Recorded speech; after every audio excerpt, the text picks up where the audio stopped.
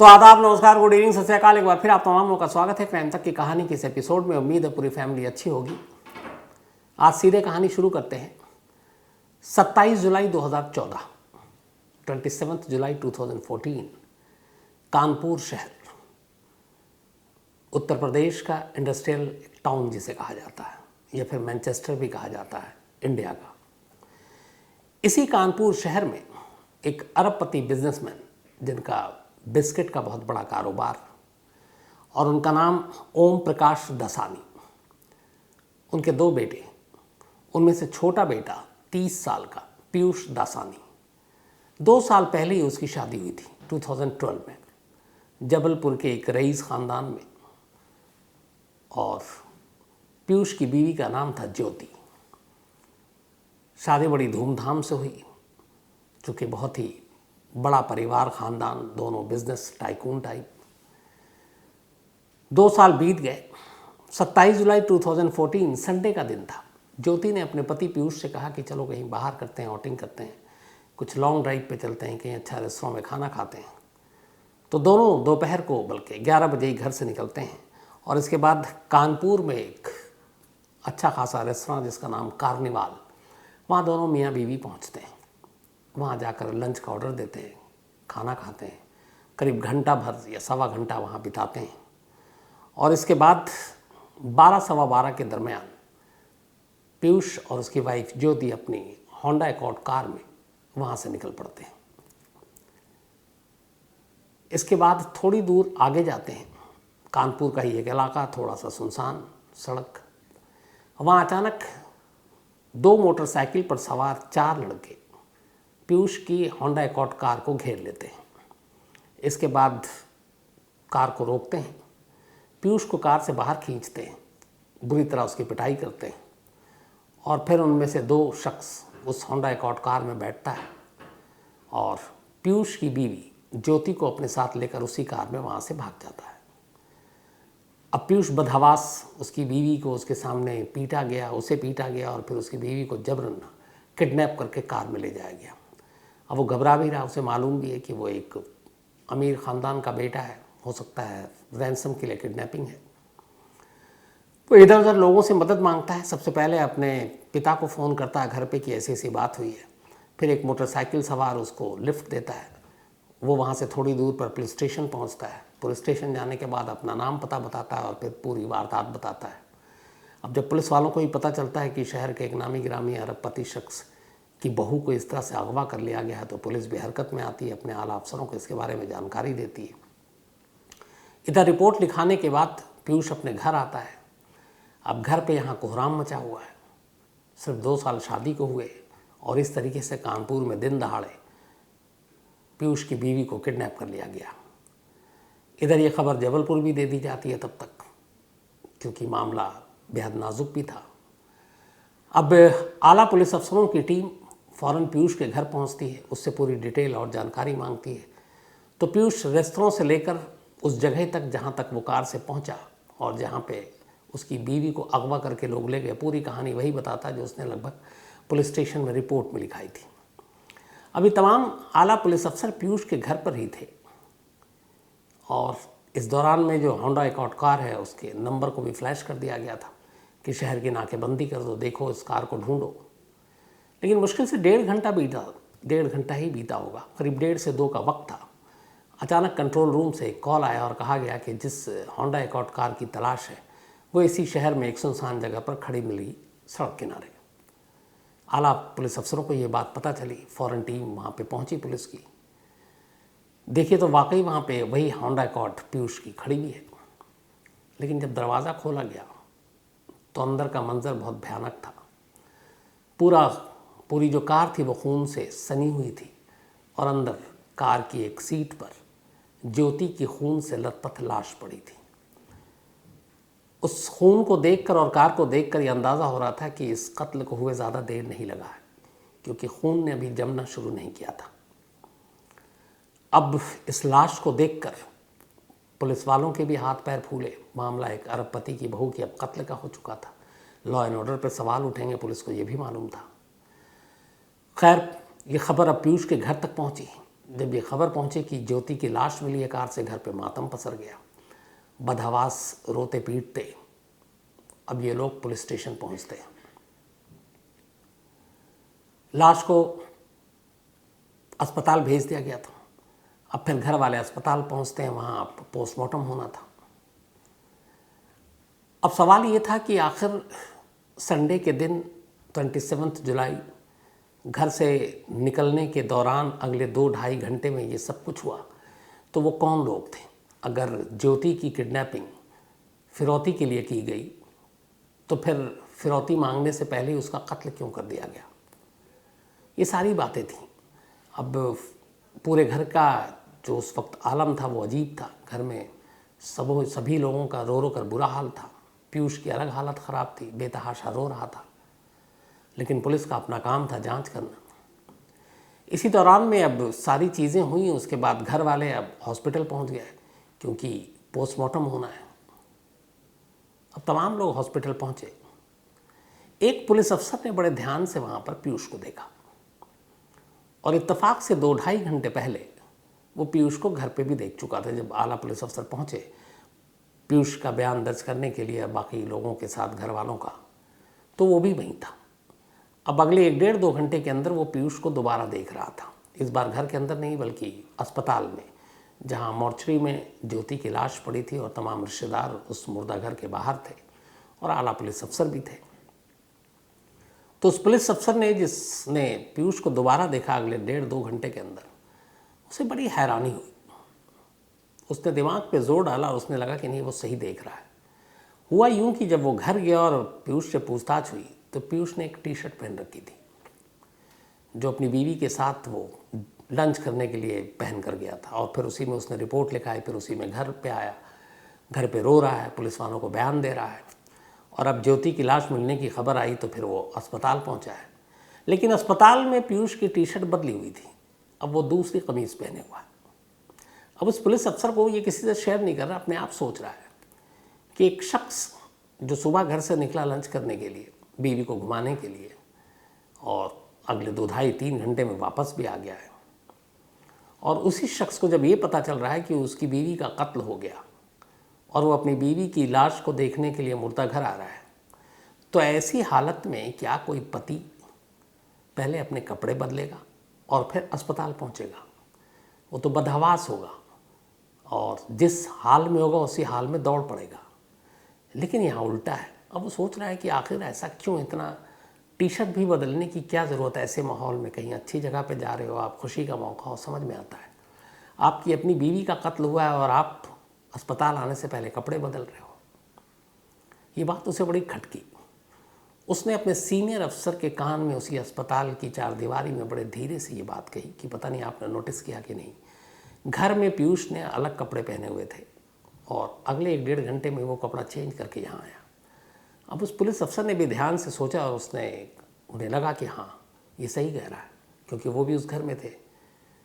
उन्हें लगा कि इतनी और ऐसे आलम में कपड़े बदलने का मतलब क्या हो सकता है। यहाँ से पुलिस के कान खड़े हुए। अब पीयूष जो वहाँ पे रो रहा है, पुलिस की नज़रों में अब वो एक सस्पेक्ट है, एक संदिग्ध है जो शक के घेरे में है। लेकिन सिर्फ एक टी-शर्ट के बलबूते पर शक करना तो लाजमी है, पुलिस का हर केस पे शक करती है, लेकिन उसे ही कातिल माने ये गलत था। तो उसके लिए फिर आपको सबूत चाहिए। लेकिन पहली चीज़ जिसने पुलिस की चीज़ों को देखने का नज़र और नज़रिया बदला वो ये टी-शर्ट था। अब खैर इसके बाद पोस्टमार्टम हुआ। पोस्टमार्टम की रिपोर्ट आई तो पता चला कि ज्योति के शरीर पर, उसके जिस्म पर तेज़ धार हथियार के 17 निशान थे। मतलब कातिलों ने इस तरीके से मारा था कि कहीं भी गुंजाइश न रह जाए कि वो बच जाए। तो बहुत ही बेरहमी से मारा था। अब पुलिस के लिए उलझन ये कि कातिलों ने इतनी बेरहमी से मारा, किडनैप किया, लेकिन न रैंसम कॉल, न फिरौती के पैसे, तो क्या ज्योति से ज़ाती दुश्मनी थी? अब ज्योति से ज़ाती दुश्मनी किसकी हो सकती है? कानपुर शहर के लिए ज्योति अनजान थी। 2 साल पहले ही वो अपने ससुराल आई थी जबलपुर से। यहाँ किसी को जानती नहीं थी, बस अपने ससुराल के अलावा। और जहाँ भी जाती थी जो फैमिली मेम्बर होते, सास ससुर बाकी लोग, उनके साथ जाती। तो ऐसी किसी से दुश्मनी नहीं। अब पुलिस ने अपनी तफ्तीश शुरू की। अब पुलिस के पास ले देकर दो चीज़ें शुरुआत में थी उस टी शर्ट को हटाकर। एक, पीयूष का बयान कि संडे की वो सुबह करीब 11 साढ़े 11 के दरमियान कार्निवाल रेस्तरां गया था अपनी बीवी के साथ, ज्योति को लेकर मतलब। तो पुलिस ने सबसे पहले कार्निवाल में जाकर पूछताछ की कि पीयूष का बयान सच है कि नहीं। तो वहाँ उन्होंने बताया कि हाँ वो आए थे। अब पुलिस को लगा कि चलो सीसीटीवी कैमरा भी देखते हैं।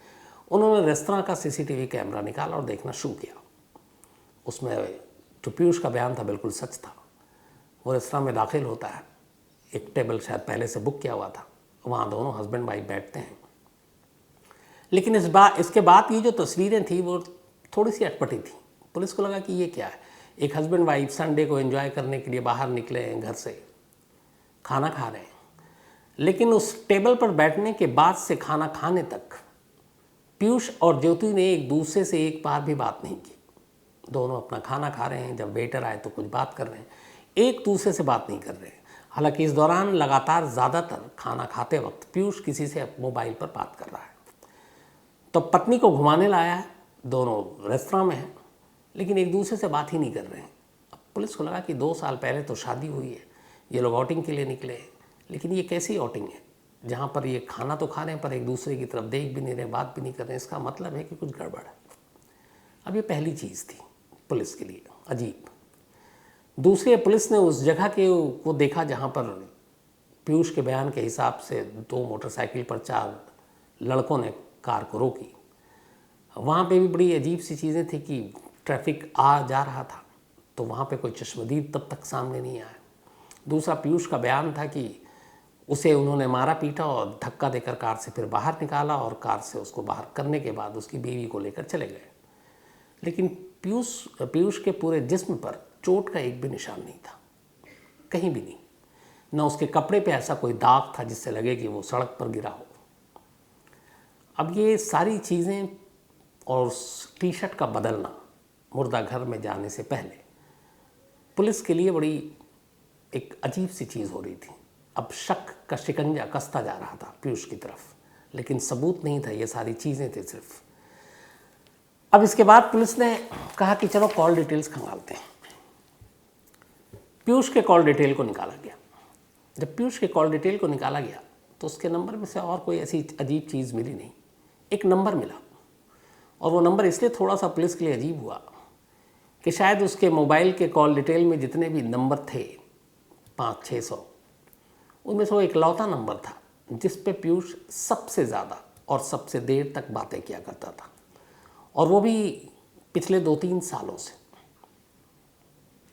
अब ऐसा कौन हो सकता है जिसको पीयूष सबसे ज़्यादा बात करे? तो जब उस नंबर को ट्रेस किया गया, उसके डिटेल निकाले गए, तो पता चला वो कानपुर की ही एक लड़की का नंबर है। उसका नाम है मनीषा। मनीषा वहाँ की एक पान मसाला बड़ी कंपनी, उनकी बेटी, और वो भी बड़ी मतलब करोड़पति अरबपति। अब सवाल ये था कि 2 साल पहले शादी हुई, और शादी के बाद से सबसे ज़्यादा बातें, वो भी देर 3-3, 4-4 बजे तक रात सुबह, और फिर चैट्स, व्हाट्सएप। तो ये सारी चीज़ों ने कहीं ना कहीं पुलिस को एक क्लू दिया कि इस केस को सुलझाने के लिए मनीषा से भी पूछताछ करनी ज़रूरी है कि आखिर इन दोनों का चक्कर क्या है। अब पुलिस के पास डिटेल था, उधर मनीषा के भी कॉल डिटेल को पुलिस ने ट्रेस किया और उसको भी चुपचाप खंगाला, तो उससे भी वही सारी बातें और चैट्स, ये सारी चीज़ें सामने आई। अब लेकिन ये दोनों घराना बहुत बड़ा, पीयूष का भी और मनीषा का भी। पुख्ता सबूत के बिना आप हाथ नहीं डाल सकते। उधर जबलपुर में ज्योति के जो माँ बाप, उनका भी घराना बड़ा। अब वो अपनी इकलौती बेटी को इस तरह से खोकर, उनका भी बुरा हाल, और वो चाहते हैं कि जो भी उनकी बेटी का कातिल वो सामने आए। तो अब पुलिस के लिए मुश्किल ये थी कि ताकतवर घरानों के बीच में उसे जांच भी करनी है और सही कातिल पर हाथ भी डालना है ताकि कुछ गड़बड़ ना हो जाए। तफ्तीश जारी रही, सीसीटीवी फुटेज से लेकर कॉल डिटेल सब कुछ सामने था पुलिस के। जब सारी इन्वेस्टिगेशन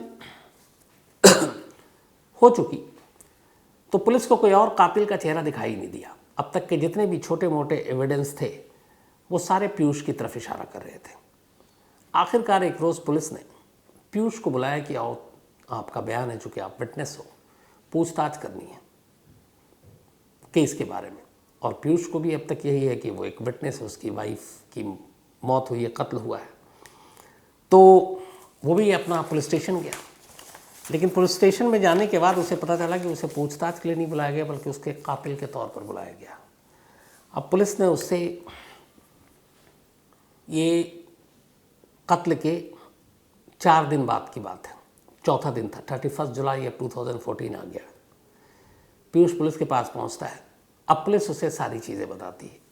एक तो उसके सामने वो CCTV फुटेज रखती है रेस्टोरेंट का, और कहती है कि तुम मियाँ बीवी के बीच में बातें नहीं, इसका मतलब रिश्ते ठीक नहीं।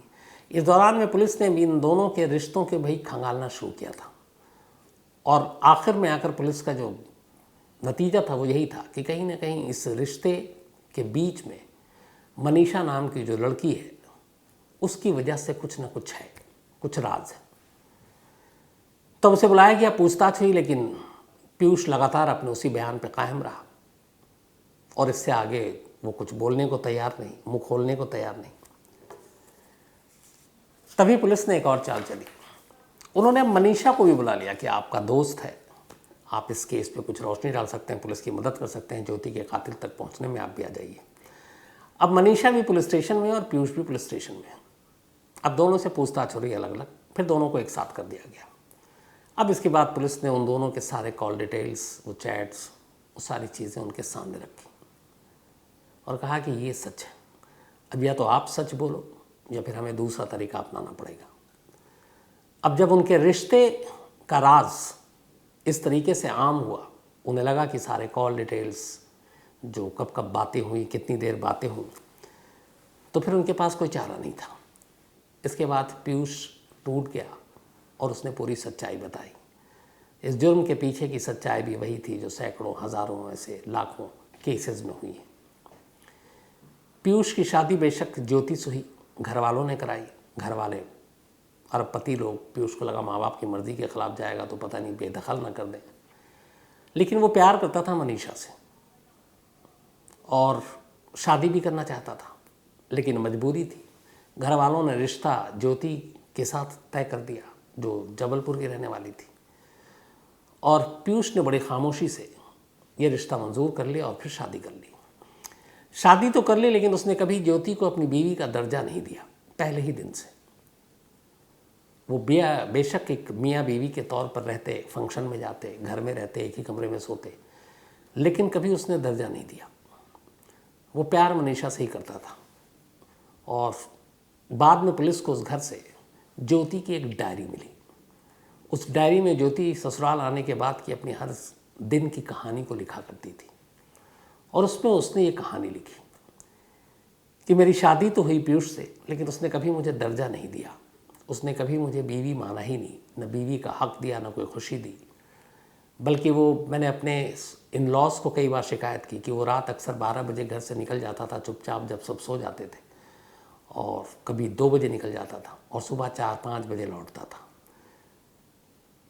हालांकि ज्योति को नाम नहीं मालूम उस लड़की का, लेकिन उसने कहा कि उसकी ज़िंदगी में कोई और लड़की है और वो उसी के साथ है, मेरे साथ नहीं है।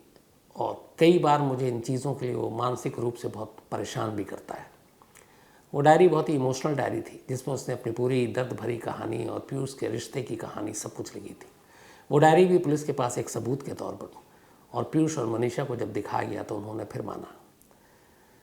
तो वह यूँ की शादी तो हो गई, लेकिन पीयूष ने ज्योति को अपनी बीवी माना नहीं, और वो मनीषा से ही शादी करना चाहता था। लेकिन अब सवाल ये था कि ऑलरेडी वो शादीशुदा था। ज्योति के रहते हुए वो मनीषा से कैसे शादी करे, कैसे करे वो शादी। फिर इन दोनों ने प्लान बनाया कि ज्योति को रास्ते से हटा देते हैं, इसके बाद शादी आसानी से हो सकती है। लेकिन कैसे हटाए, तो उसे ये भी पता था कहीं ना कहीं कि ज्योति एक अरबपति की बहू है, बड़े ख़ानदान की है। तो किडनैपिंग, यूपी में बहुत सारे केसेस होते हैं, तो इसको एक किडनैपिंग का रंग दिया जाएगा। और इसी के बाद उसने अपने ही एक ड्राइवर और नौकर को पहले इसमें शामिल किया। फिर कहा किसी सुपारी किलर को ढूंढो, उन्होंने उसे ढूंढा, और इसके बाद 27 जुलाई को ज्योति को इसने पहले कहा कि चलो आज तुमको मैं आउटिंग पे ले चलता हूँ, खाना खिलाता हूँ। फिर ये रेस्तरां ले गया। फिर ज्योति ने इससे रिक्वेस्ट की कि चलो आज पति का मूड अच्छा कहीं घुमाएगा। उसे ही नहीं मालूम था कि उसका मूड अच्छा नहीं, बल्कि वो तो कुछ और सोच कर निकला था। उसने उसे लॉन्ग ड्राइव पे ले जाने की ज़िद की। पहले उसने मना किया, लेकिन फिर लॉन्ग ड्राइव पर ले गया, क्योंकि उसकी साजिश भी यही थी। फिर दूर जाने के बाद जहाँ उसे मौका मिला,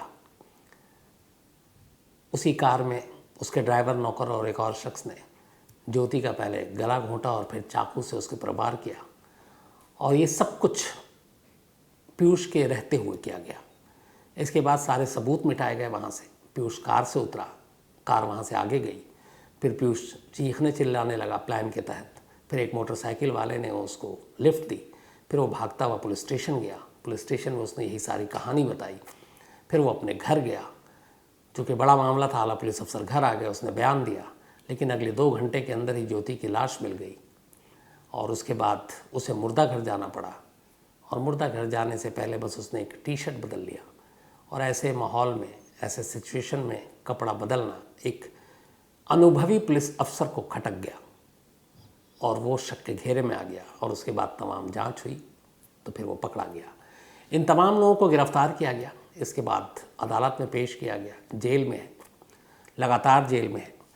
2020 में लास्ट इसमें अपडेट था कि पीयूष को 15 दिन की पेरोल पे छोड़ा गया था, क्योंकि उसकी माँ की तबीयत ख़राब थी। हालांकि लोअर कोर्ट ने उसको रेगुलर बेल ज़मानत देने से मना कर दिया। हाँ, मनीषा को ज़मानत मिल गई, वो ज़मानत पर बाहर है। लेकिन पेरोल के बाद फिर से पीयूष जेल में है। और इस मुकदमे का अभी फैसला निचली अदालत से ही नहीं आया। इसको लेकर कानपुर में एक वक्त में काफ़ी हंगामा हुआ। जस्टिस फॉर ज्योति के लिए मुहिम चलाई गई। तो अच्छी बात यह है कि ज्योति के जितने गुनहगार हैं वो इस वक्त जेल में हैं। लेकिन अफसोस की बात यह है कि 8 साल हो गए, अभी तक मुकदमे का फैसला नहीं हुआ निचली अदालत का। अभी तो फिर हाई कोर्ट है, उसके बाद सुप्रीम कोर्ट है, फिर उसके बाद की सारी चीज़ें आपको पता है और कितना वक्त लगता है। तो देखिए इस सुस्त रफ्तार से जारी मुकदमे का आखिरी फैसला कब आता है। तो ये थी आज की कहानी। लेकिन कहानी ख़त्म करूं उससे पहले वही अपना सिलसिला। आज धर्मेश वंश का जन्मदिन है, तो हैप्पी बर्थडे धर्मेश। और विजय सेवरा ने भेजा है। इसके अलावा एडवोकेट अस्मा पठान, इनका भी आज बर्थडे है, तो हैप्पी बर्थडे एडवोकेट अस्मा पठान जी। और ज़मीर सैयद साहब ने भेजा, उनकी वाइफ हैं ये।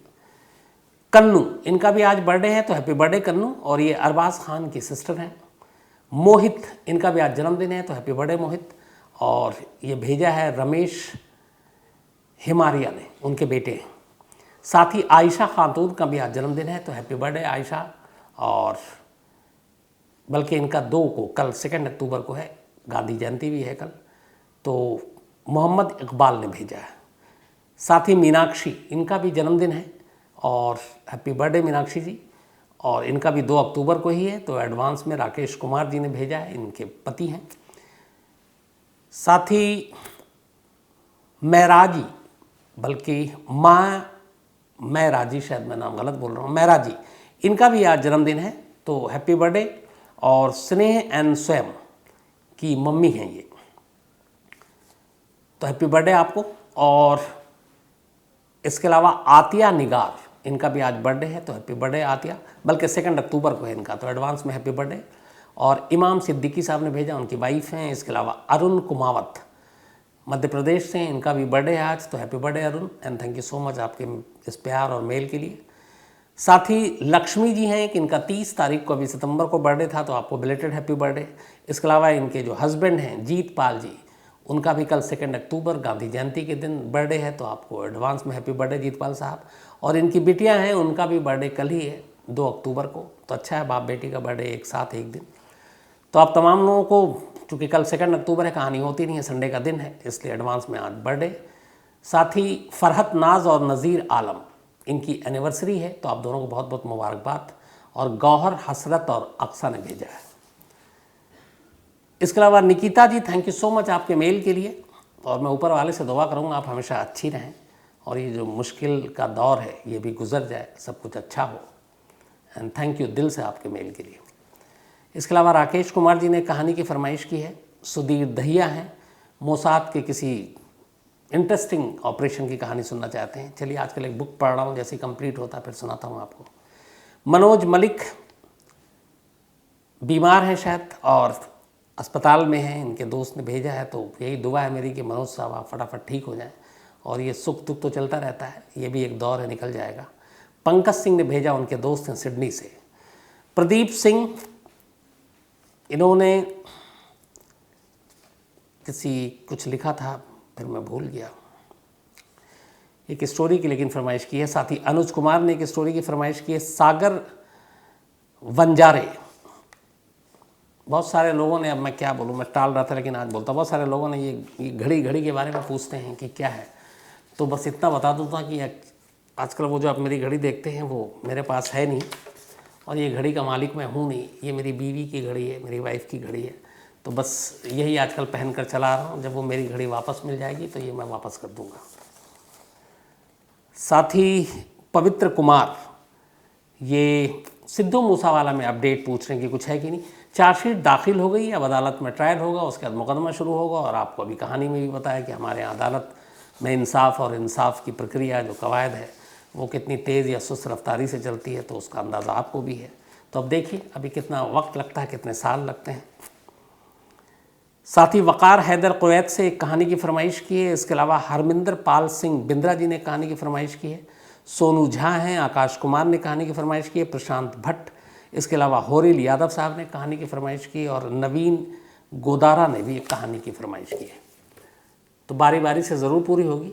अब कल संडे है तो कल छुट्टी, सब कुछ कूल रहा तो कल इंडिया साउथ अफ्रीका के बीच सेकेंड T20 मैच भी है, तो ठीक ठाक रहा तो वो मैच एंजॉय करेंगे। और आपसे अब मुलाकात होगी मंडे को किसी नई कहानी के साथ। तब तक अपना ख्याल रखिएगा और अपनों का भी ख्याल रखिएगा। Thank you very much.